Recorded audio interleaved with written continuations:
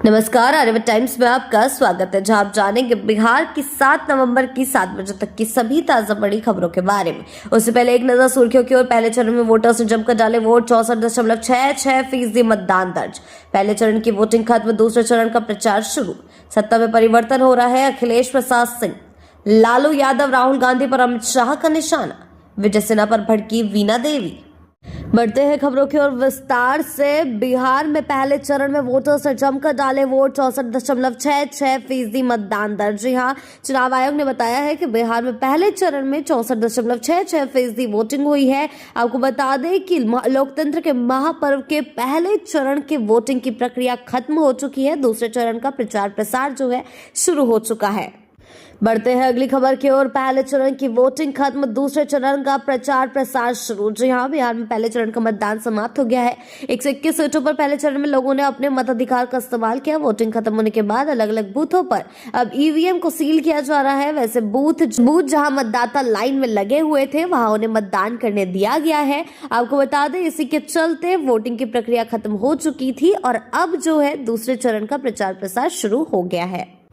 बढ़ते हैं अगली खबर की ओर। सत्ता में परिवर्तन हो रहा है, अखिलेश प्रसाद सिंह। जी हाँ, कांग्रेस नेता अखिलेश प्रसाद सिंह ने प्रथम चरण के मतदान पर कहा, महागठबंधन 2/3 बहुमत से सरकार बनाने जा रहा है। मैं पहले ही कहा करता था कि बिहार चौंकाने वाला परिणाम देने वाला है और जिस प्रकार की खबरें आ रही है उससे साफ है कि सत्ता में परिवर्तन हो रहा है, ऐसा अखिलेश प्रसाद सिंह का कहना है। बढ़ते अगली खबर की ओर। लालू यादव, राहुल गांधी पर अमित शाह का निशाना। जी हाँ, पश्चिमी चंपारण में केंद्रीय गृह मंत्री अमित शाह ने कहा, लालू यादव और राहुल गांधी कहते हैं कि घुसपैठियों का स्वागत करो।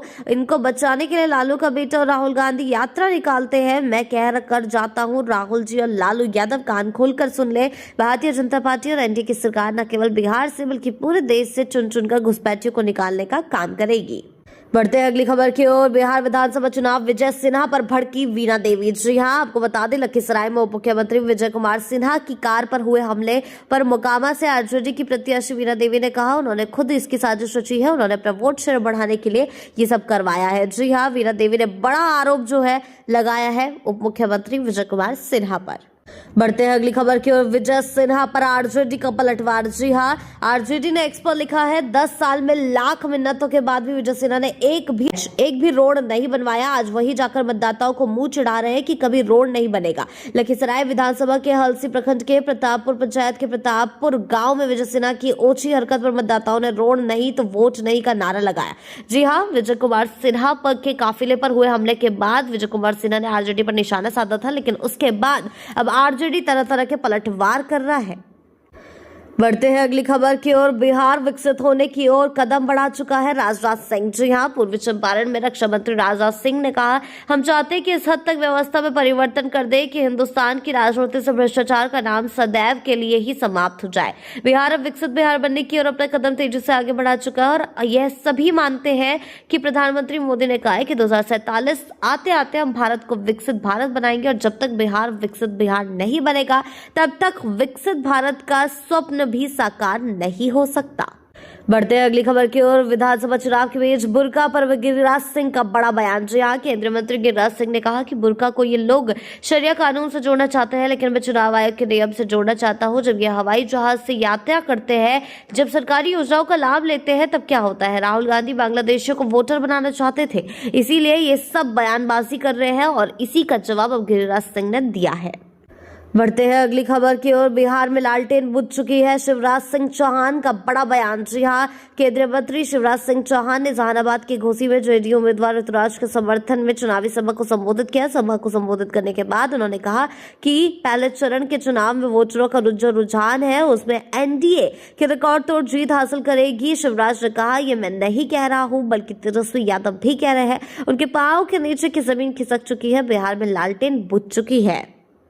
बढ़ते हैं अगली खबर की ओर। विजय सिन्हा के काफिले पर हमले के मामले पर चुनाव आयोग ने लिया संज्ञान। जी हां, बिहार के डिप्टी सीएम विजय सिन्हा के काफिले पर हुए हमले पर चुनाव आयोग ने संज्ञान लिया है। मुख्य चुनाव आयुक्त ज्ञानेश कुमार ने बिहार के डीजीपी को तत्काल कार्रवाई करने का निर्देश दिया है। चुनाव आयोग ने साफ किया कि किसी को भी कानून अपने हाथ में लेने की इजाजत नहीं दी जाएगी। उपद्रवियों के खिलाफ सख्त से सख्त कार्रवाई की जाएगी।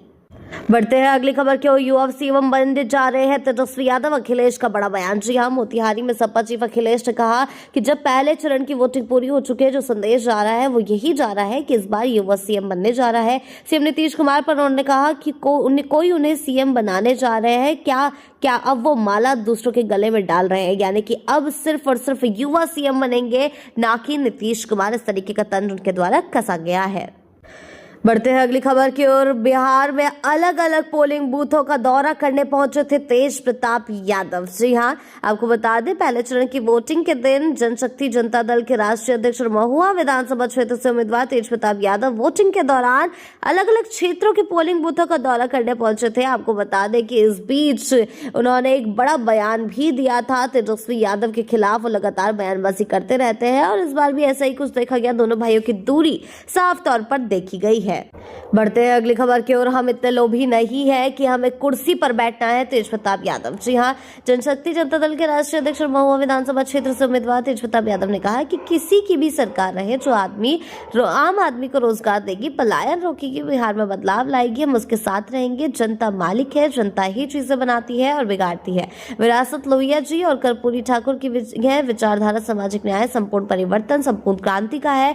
जैसे वे हमारे पिताजी कहते थे कि अगर हमें प्रधानमंत्री बनने का मौका मिले तो क्या छोड़ेंगे? नहीं छोड़ेंगे। वैसा ही हम भी कहते हैं कि अगर हमें मुख्यमंत्री बनने का मौका मिले तो हम क्यों छोड़ेंगे? बनने या नहीं बनेंगे ये 14 तारीख को तय होगा, लेकिन हम इतने लोभी नहीं है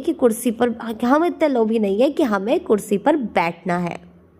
बढ़ते हैं अगली खबर की ओर। इस चुनाव में एनडीए को मिलेगा पूर्ण बहुमत, विजय कुमार चौधरी का बड़ा बयान। जी हां, नीतीश कुमार के करीबी विजय कुमार चौधरी समस्तीपुर के सराय रंजन से एनडीए प्रत्याशी के तौर पर चुनाव लड़ रहे हैं। इनकी वजह से ही ये सीट हाई प्रोफाइल बन चुके हैं। हालांकि इनकी कड़ी टक्कर आरजेडी के अरविंद सहनी से मिल रही है। विगत चुनाव में भी विजय चौधरी महज 1600 वोट से ही अरविंद सहनी से जीत हासिल कर पाए थे।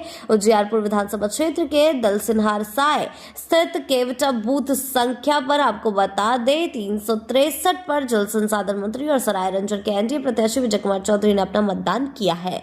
और आपको बता दें, अब आगे चलकर मुकाबला जो है दूसरे चरण का भी बेहद गंभीर होता जा रहा है।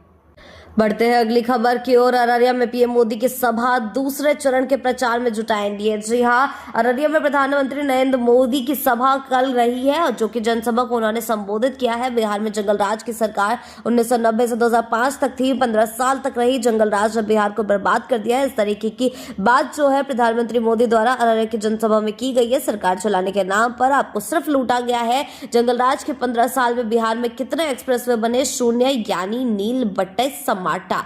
जी हां, इस तरीके की बयानबाजी जो है प्रधानमंत्री मोदी द्वारा की गई है। दूसरे चरण का प्रचार जोरों शोरों से चल रहा है। एनडीए लगातार एकजुट होकर जमीन पर उतरा हुआ है और जंगल राज पर तेजस्वी यादव, लालू यादव को घेरने पर तुला हुआ है, यानी कि पूरे के पूरे महागठबंधन की मुश्किलें बढ़ी हुई है।